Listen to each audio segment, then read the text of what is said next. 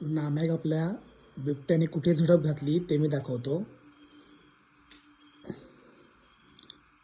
या ठिकाणी बघा, ह्यो समोर लाईटचो खांब असा आणि ह्या खांबाच्या खाली बघा हो पिंक कलरचो पाण्याचो पाईप पडलेलो असा बघा. तर बिबट्याने ह्या पिंक कलरचो जो हो पाईप असा त्याच ठिकाणी नाम्याक बिबट्याने पकडला. आणि या ठिकाणी बघा, मी ह्या चेअरमध्ये बसलेलो इथे मोबाईलवरती काहीतरी अपलोडिंग करत होतो. हे बघा, इकडे समोर आमचा जो पॅसेज आहे तर आपण पूर्णपणे फॉरेस्ट असा बघा,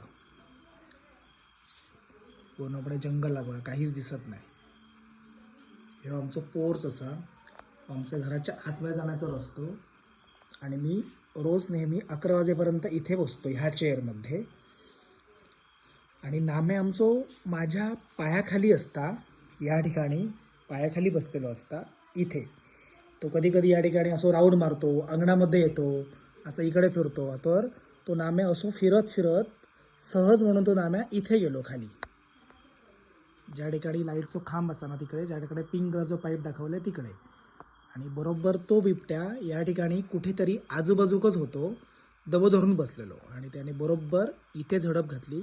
म्हणून मी उठाने या ठिकाणी गेलाय आणि नाम्याकडून मी ओरडलं, कारण तो ओरडल्याचो माका आवाज येलो. कारण आमच्या वाडीतले कुत्रे पण येतात कधी कधी नाम्याक चावण्यासाठी. तर नाम्या करून मी ओरडलंय, त्याबरोबर त्या बिबट्याने त्याका सोडला आणि बिबट्या बरोबर या ठिकाणी ह्या लाईटच्या खांब्याकडून ह्या रस्त्याने सरळ या साईडला निघून गेलो.